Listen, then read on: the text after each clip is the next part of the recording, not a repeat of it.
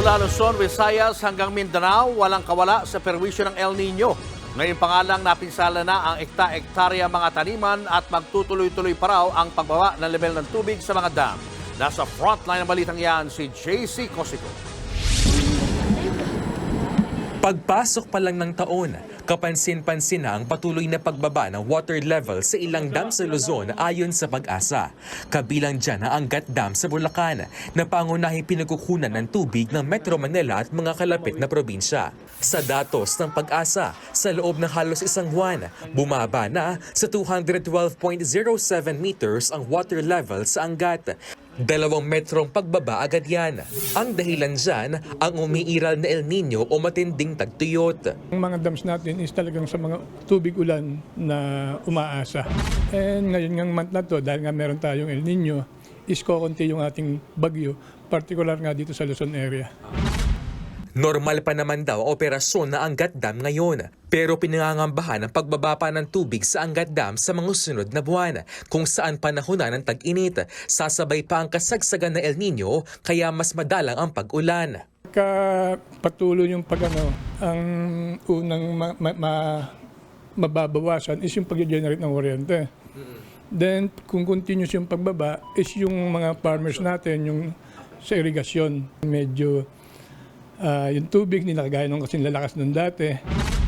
Kasama ang Bulacan at Metro Manila sa 11 na lugar na nakararanas ng dry spell dahil sa El Nino. Sa dry spell, 2 hanggang 3 buwang bawas ang pag-ulan.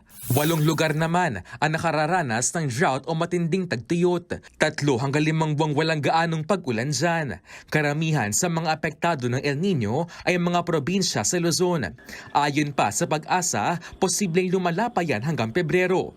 Pagsapit naman ng Marso, maaari pang madagdagan ang mga lugar na mararamdaman ng bagsik ng El Nino at umabot pa hanggang Visayas at Mindanao. Kung consistent na may reduction sa ulan sa mga lugar na yan, ay maaari ngang maapektuhan ang kanilang lalo sa agriculture, sa yung ibang sektor, no? Including yung agriculture. Pero ngayon pa lang, perwisyo na ang hatid ng El Nino sa sektor na agrikultura sa Zamboanga del Norte. Sa datos sa Agriculture Department, higit 22 hektarya sakahan ang napinsala ng El Nino. Ang halaga ng mga nasirang pananim, higit 717,000 pesos. Ang mga yan, naitala lang sa higit 20 magsasaka pa lamang. Sabi ng DA, tinuturuan na raw nito ang mga magsasaka sa tamang pamamahala ng mga tanim. Hinihikayat din nito ang pagkatanim ng drought-resistant crops o mga pananim na kayang mabuhay sa matinding tag-init. Kamakailan lang, nagpulong ang mga miyembro ng ni-reactivate na Task Force El Nino para mapaghandaan ang epekto nito sa bansa. Magkakaroon din nila na El Nino online platform para makapagbigay impormasyon at makapaghanda ang publiko para sa tagtuyot.